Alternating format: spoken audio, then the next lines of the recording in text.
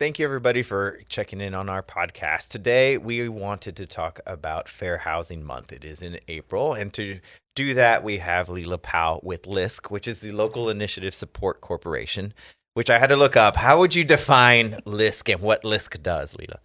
Well, LISC is a national CDFI, Community Development Financial Institution. We were founded in the 1970s. We're a very large investor in tax credits for low-income multifamily housing, and we're also active in the new market tax credit realm. But what most people in San Antonio know about us is the San Antonio local office, which is one of about 3 dozen offices across the country. And I was the founding executive director, still the executive director of the San Antonio office. And we're pretty responsive to our partners and our funders and the kinds of things they're interested in with regard to our mission, which is building health, wealth, and power in the community. So thank you for having me on to talk about where our mission and Sabor's mission overlap. Absolutely. And the overlap is housing. LISC definitely gets involved with housing. How do y'all get involved with housing? Well, it's interesting. I mean, you talk about the overlap being housing, but housing is more than just one thing, right? So there are people who say, well, housing's a human right, but then do you have a right to make a profit off of the housing that you invest in? And housing's part of the American dream, or housing's the best investment that you'll ever make. So owning your own home. And so housing is a pocketbook issue, but it's also a heart issue, right? I mean, just think about all the implications of the word home. And it can be hard to tease some of that apart when you're trying to develop policy or, putting forward recommendations about housing. People feel pretty protective of their home and their neighborhoods, as well they should, because it is a significant investment and it is part of your sort of emotional safety to have a place you can call home. How do you connect fair housing with the American dream? The Fair Housing Act was just a landmark piece of legislation that essentially said that all Americans have equal access to the ability to buy a home if they have the financial wherewithal, that they should have access to homes in all neighborhoods, and that obviously I know the realtors have a code of ethics, and they're required to make sure that they're not picking and choosing among candidates and steering folks to certain areas. And that's really what fair housing, codified. And so I think Sabor and your members are real partners in implementing the Fair Housing Act. And the idea there is to make sure that overt discrimination is illegal and is prohibited. Now, you will still hear a lot of discussion around other aspects of discrimination in housing. From time to time, we get stories about appraisal of homes. Appraisal bias, for sure. Appraisal bias. Whether folks get directed to certain neighborhoods because of assumptions about kids in schools. And that's not necessarily illegal, but it does impact where people see when they're moving to San Antonio, for example. And I should also say that, in San Antonio, we're in the lucky position of being a fast-growing city, one of the fastest-growing cities in the country. And the issues that we have with fair housing are very different from issues maybe in a declining community where home prices may actually be going down, particularly for older homes. We're not really seeing that in a lot of San Antonio neighborhoods these days. Do you think that the Fair Housing Act is still relevant 50 plus years after its enactment? I do think the Fair Housing Act is still relevant. Even just what we just mentioned, appraisal bias, is an example of a way that the impact of people's behavior can get worked into a system.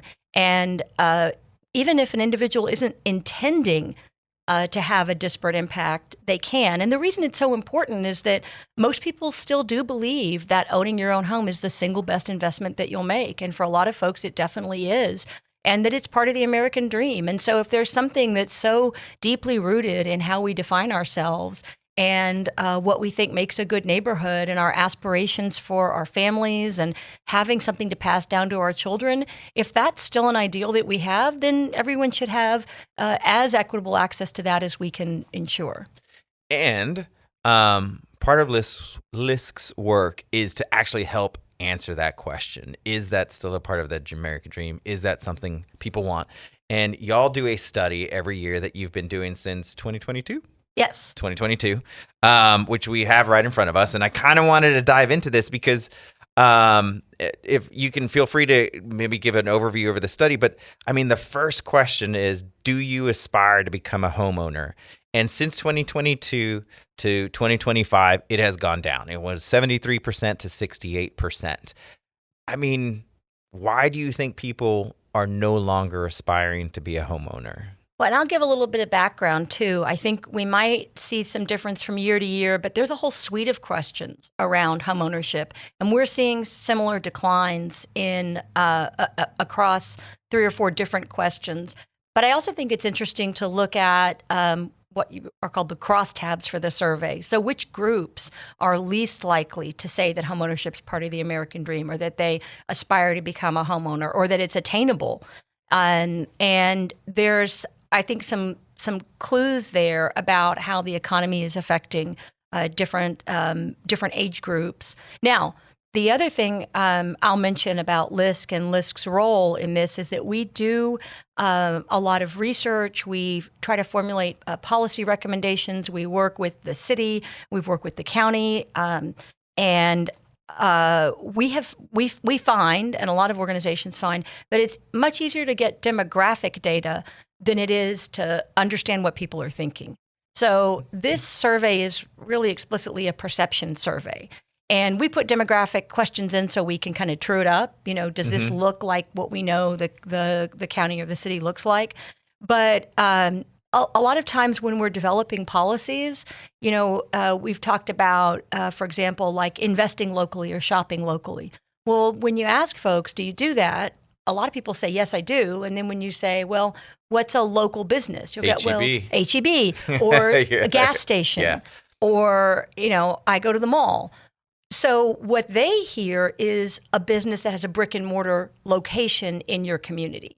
And sometimes what the policymakers are trying to get at isn't that at all. Right. So so I think even when you see some of the data coming back, and this was a large survey or sample size of 600, and but even then, we may need to dig down more. And LISC would love to partner with any group that's interested in doing more qualitative research, like focus groups around some of these questions, because I don't want to, assert that this is the definitive answer to these questions. These are just a little bit of insight into how people might be feeling. And what we are seeing is that over the past, 3 to 4 years, there has been a decline in confidence that that homeownership is attainable, and that homeownership is a good investment.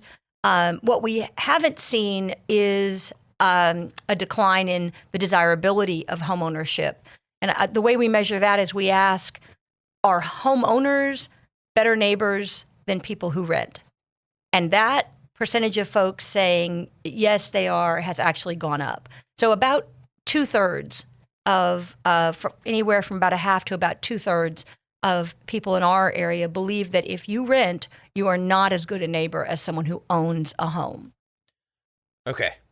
A lot of unpack there. But first, you're saying can we talk about the difference between aspirations for home ownership and, I think you said, the ability to own it, right? Like, so those two don't reconcile. Like, yes, there is a huge number of people who want to still own a home. However, that same group of folks also believe it's getting harder and harder to actually achieve that. Yes. And what are the barriers that you think they? Well, and with a caveat that as we start to look at age groups, if your overall sample size is 600, then you're getting a reliable sample of the overall population. But once you start looking at, well, what do people between the ages of 30 and 39 think, then it's not as reliable. However, it is a good indicator or a guide that there are differences. And what we are definitely seeing is differences in age. So overall, if you ask folks, is homeownership an important part of the American dream? 90% of respondents said yes. Now, that's down a little bit from 93% the first time we took or asked this question, but it's relatively stable. And owning a home is the best investment people will make. Relatively stable. It's been 85, 86, 87%. So most people think years.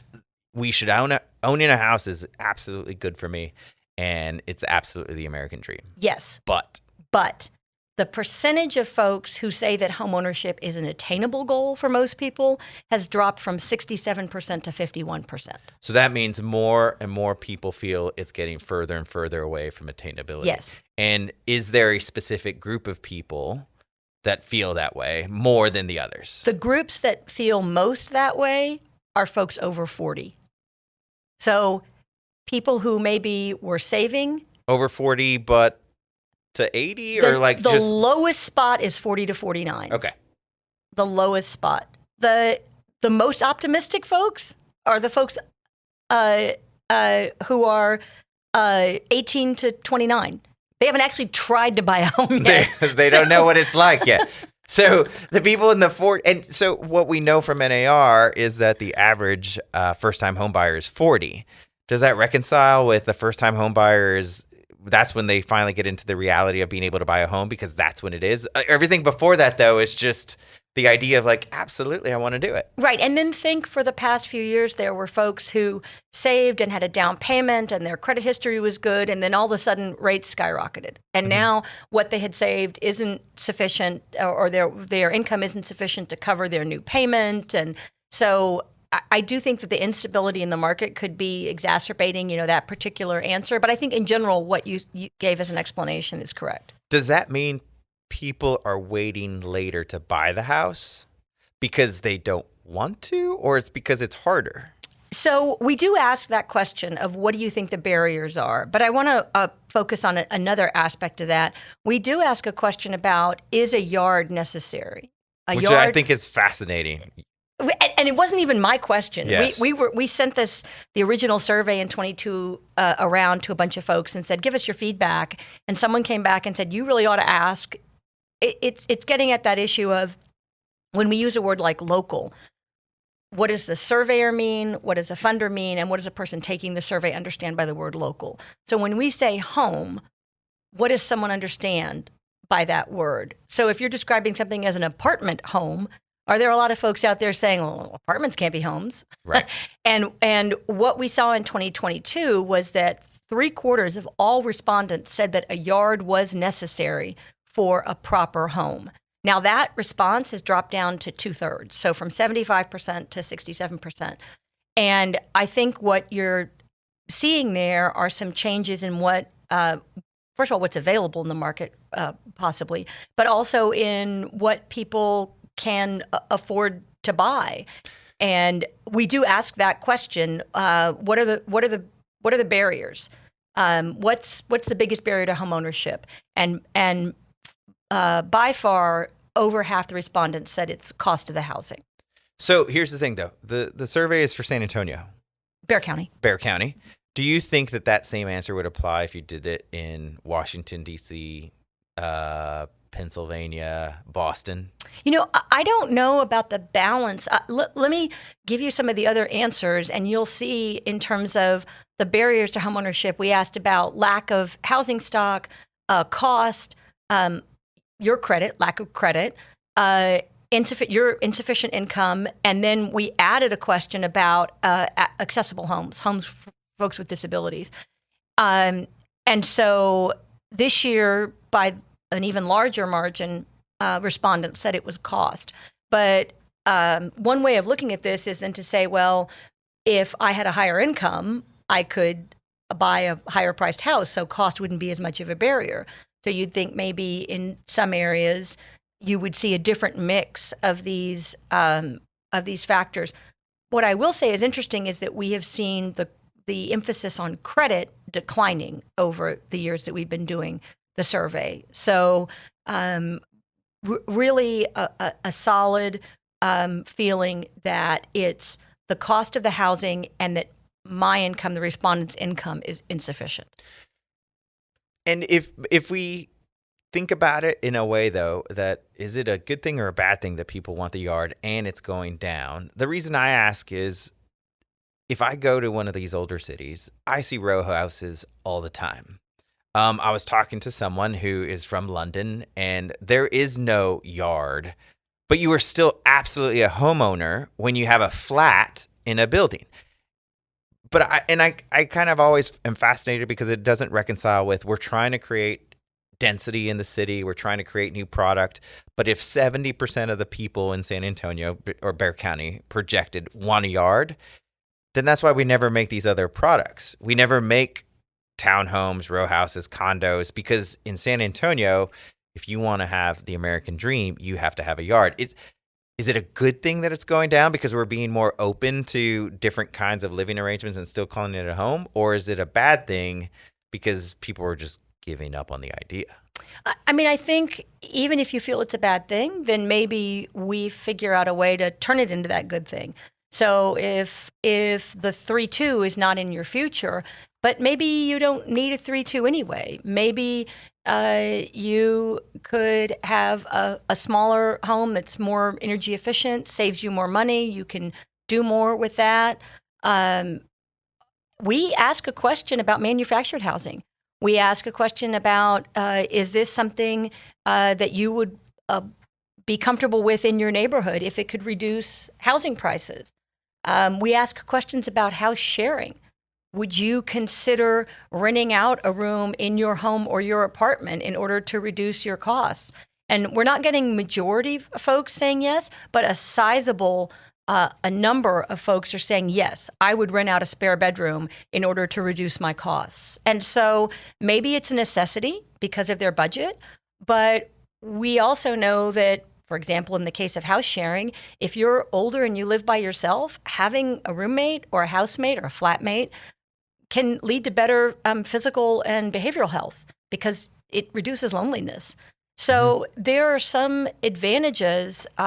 We know that a homeowner who makes an investment to put an ADU in their backyard could get income from that accessory dwelling unit that would allow them to stay in their home longer, and could also even put an ADU in that has some accessibility so that when they age, they can move in there instead of staying in, say, a 2-bedroom, main house. So maybe what's the saying, necessity is the mother of invention.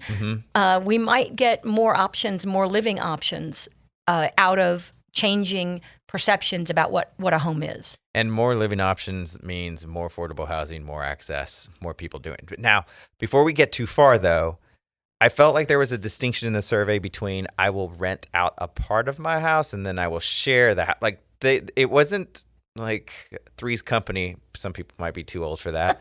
But there was that. I remember. Okay, good. I don't know. Probably the people watching here too, which is not my daughter. What was the distinction between like whether you will rent the house or you will agree to somebody to move in? And really that's the issue that I mentioned when we kicked off the top of the show is that I'm not. I can't assert that everybody who answered this survey understood the questions the way that we phrased them. What I think that the survey does is it points the way for more exploration of some of these ideas. And I'll tell you, house sharing is one of those that people have a visceral, I wouldn't say it's like a negative gut reaction, but it makes them very anxious when you talk about house sharing.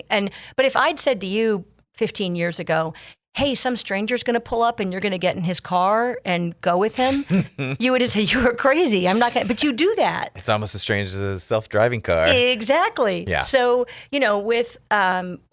with changes in the way that we can use information technology to, create vetting systems. And we also do, a lot of us send our kids off to college and they have a random roommate they've never met before that, they're going to be living in the same space with for months or years. So for a lot of segments of the population, the idea of sharing a home or sharing a space isn't too high a bar. But we even have ordinances in some cities that can curtail activity, like subletting part of your home, and some homeowners associations have specific prohibition against it. But if you're an older individual, say you're a widow in her 70s, and you have a 4-bedroom house and your kids have moved across the country or you never had kids and you want to stay where you are, what are your options at that point? Someone told me once that we have more than enough bedrooms for every person who's anywhere in the city to sleep inside in a bed tonight. Mm-hmm. We just don't have them sorted out in ways that people can access them. My mind is going to first job out of college, moved to another city, DC, and I was not going to afford an apartment. So I went onto the internet, which was relatively new, and I looked for a room in a group home. And I distinctively remember, one of the houses I toured, the little old lady was like, hey, do you want to rent this room upstairs? Sometimes I cook breakfast on the weekends. And I ultimately didn't pick that house, but it was very much just a part of the culture when you moved to that city that you weren't, either you had the money to buy your own or rent your own apartment, or you were going to live in a group home. And it was just understood. That's not San Antonio. Yeah. That's what it's telling us, right? It's like, yeah, that's not, because you say that now and I'm in San Antonio. It's like, yeah, we have a spare bedroom, but I don't know how I feel about that. Why do you think that San Antonio is just so different? Well, I do think that for a long time, San Antonio has been a low housing cost market and a low wage market. And unfortunately, I think that remains. Which means it's been affordable to have a house. Mm-hmm. It's been easier to rent. Right. Okay. And I saw a really interesting article the other day that said that evaluating 30 or 50 cities across the country, San Antonio was in the top 5 for burnout. And I thought, well, you don't think of us as a high pressure place, not like New York City or, LA. But I think it's the mismatch between what we all used to be able to afford here and where we've seen the housing market, because you can work remotely, because people are moving down from Austin with $400,000 in their pocket. And so the pressure on, now, the caveat there, I wouldn't say we've seen this over the past year, right? The past year has been much more stable, mm-hmm. Not in all submarkets, but overall. But that doesn't mean that housing prices dropped back to where they were in 2019, because we saw for 4 or 5 years Sure. there are massive increases on mm-hmm. single family and multifamily on the rental side. So I know there might be people listening who'd say, well, housing prices haven't gone up that much in the past year. But if you grew up here, what you remember from the 70s, 80s, 90s, 10s, we're never going to see those, relatively speaking, those low prices again, I don't think. So there may be just an organic change as we were looking at those other numbers. People may start to feel like, maybe I don't need a yard. Maybe I want to have a condo. One of the issues we always associated with the definition of the good life in America was driving and having your own car. A lot of young people today don't want to learn to drive, and they definitely don't want to own a car because they see it as more responsibility. So there may be a whole nother group that comes along and says, I don't want to mow a lawn. They're expensive. We keep having droughts. They die. I'd rather have a condo. I, too, lived in D.C. when I graduated from college in a group house.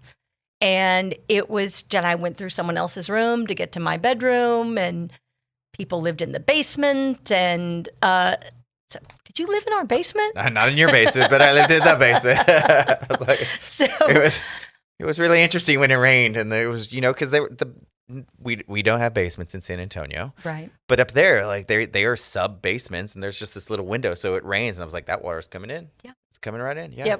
Yep. So not to say that all of those things that you can get used to are great. There are some things that folks, couldn't get used to that we should probably still be addressing as housing quality standards.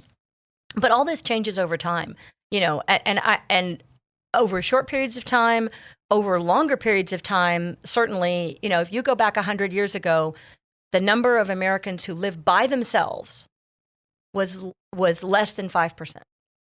So 100 years ago, it was unusual, to say the least, to be the only person in your home or your housing unit. And now it's between a fifth and a quarter of everyone lives alone. So we've seen a massive shift in how people feel about the desirability of living alone. When my grandparents got married, they moved into a boarding house. They rented a room. They had a shared bathroom and a shared kitchen. And that was not unusual. They were a middle class couple. Maybe a little more striving than middle class, but there was nothing embarrassing about that. But if your daughter were going to get married and she said, well, we're going to rent a room and we're going to have a shared kitchen and bathroom, you'd be like, why don't you wait? I'd absolutely judge. You would judge. Yeah, I absolutely would. I'm like, that's weird. So I think. But what does that say to us about the barriers for home ownership? Are we the barriers then? I mean, if this is the perception, right? Like, oh no, my daughter just got married and she's moving into a group house. This is not what my expectations were. Am I the barrier then that's keeping her from just going and getting something, whatever it might be? Well, I think the barrier is making assumptions that the way the market is structured right now can't change. So if that a house with a yard and a white picket fence is the only way to do it. So if you're a developer and you're listening to this and you're saying, yeah, I did a whole townhouse development last year and they sold so slowly, I'm not going to argue with that. I think that from what I hear, it's a harder sell as a product in San Antonio than a standalone property with the white picket fence, et cetera. That doesn't mean that it won't change over time. Even when you think about things like energy shocks, current news, gasoline was up, 12, 15 cents a gallon today. Imagine if we saw heating and cooling prices rapidly increasing over the next few years. People would be saying, well, how can I cut down on my heating and cooling bills? Can I get a smaller house? Can I have a party wall? So I think that human beings are pretty creative and pretty flexible, and we can take advantage of some of these changes to even create the kind of neighborhoods that you were talking about. More people means more density, means more corner coffee shops, or to make housing more accessible. A young couple could buy a $150,000 studio apartment. They can't buy probably the $323,000, median home on the market today. And since we're talking about fair housing and the American dream, getting somebody, in my opinion, into that house for $150,000 is a goal at younger, right? Because if the longer they wait, the longer they lose out on equity, and the more equity they have, the better situated they are to achieve the American dream, which is to leverage that for any other opportunity that they want to leverage it for. Yeah, and I think a lot of the research shows that stability in housing is a key indicator for kids' success in school, for health, that having stable housing reduces stress, and that is a benefit to the family and particularly to children. And stable housing also allows your kids to be in the same schools, which means they don't have to start over again and have learning loss and all those kinds of things. So now there could be stable rental housing, but you're less likely to find the kind of stability that you're looking for in a unit that's owned by someone else, right? Yeah. Particularly owned by an investor, and particularly in a city where there's so much growth and so much opportunity, to redevelop. And to build on that, the goal then is to give that stability to the greatest amount of people, which is why the Housing Act was formed, is we want to make sure that that is available to anyone who wants to and no one is discriminated against in order to achieve that. Yeah, and I think it's worth thinking about that for many, many, many years. The home mortgage deduction was the single largest housing subsidy in the United States. So when you look at what taxpayers of all kinds were subsidizing, they were subsidizing homeownership. So if you're subsidizing homeownership, then I think morally it's right to make sure that it's available to as many people as possible. Are you optimistic about the future of homeownership? I am optimistic about it, and partly for the reasons that we've been talking about. I think people are pretty creative, and I think that some of the changes that we've seen in the way people think about public space and do they want to be close to places where they can walk, the kind of growing realization that a healthy lifestyle is really essential for people to enjoy old age. those factors, I think, will lead to a different mix of product in the marketplace. And, I think we're also seeing a lot more mobility. We're seeing people move to San Antonio who've lived in other places and who want to be able to walk to the grocery store or take the bus somewhere. And I'm not saying we're going to go back to 100 years ago and everybody's going to live together, but there are more and more older individuals I know who are talking about what they call the Golden Girls solution. You're right. It's a whole show about it, right? They don't want to be on their own at 80. And COVID really made people feel that, being by yourself and being isolated can be a real drawback in terms of your physical and, your mental health. So I think we'll come up with different kinds of solutions. And I'm also very optimistic about some new approaches in home building that can address environmental sustainability and cost. Although I don't think there's a silver bullet. We're not going to be printing houses with 3D printers and they're going to be $3 like that. That's unrealistic. But I think there's some new stuff out there. Still the most energy efficient home is one that's existing that you don't demolish to build a new one. Right. You work extensively in housing on top of a bunch of other things. Do you often get asked, what is the silver bullet?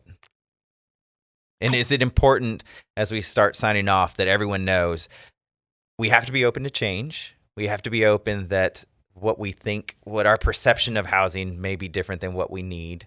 But you're talking about the hope that we can get there because people's mindsets are changing. But if people are asking you for the silver bullet, how would you tell people look, that's not the way we solve this problem? Yeah, I think you just did. Okay, even better. You solved it. Yeah. I was reading something the other day about a woman who's a American exchange student in South Korea, and she rents an apartment so she can be near the university she's at. And her apartment is 70 square feet. And that's on the small side for the type of unit she's renting, but it's not outside the realm of cultural acceptability and expectations for a student. And I am by no means saying that I think we should build a whole bunch of 70 square foot units. Would it rent? Right. According to the survey, According would it to rent? the survey. But I do think that our ideas about what's appropriate, what the good life is, they change, and that those kinds of changes will open up new solutions. Land is expensive, regulations are expensive, construction is expensive, but none of those things are so out of whack with their historical trends that, we can cut 50% off the price of housing by using, structural insulated panels. So I think that folks who would like to just say, if we eliminated all regulation, it would make housing affordable for everyone. I think, realistically, there isn't one button you can push. You can shave off percentages, but it's going to be a mix of all these things. And it's even going to be a mix of improving people's incomes. For sure. And it's going to be a mix of, as you age, would you like to be living with a group instead of living on your own? So I think braiding those solutions together, that's where the value is. Well, I appreciate the work that LISC has done. I think that you all do a great job of braiding everyone in the industry and in the community together to try and solve these solutions. We've clearly just barely touched the surface on most of the things that we can do here, but I appreciate that you help lead that conversation in the community, and I appreciate you being here with us today. Well, thank you for inviting me. If the realtors would ever like to do a program on some of these or a discussion around some of this data, we would certainly be interested. We look forward to sparking informed discussion. Excellent. Thank you, everybody. We look forward to more informed discussion. Thank you.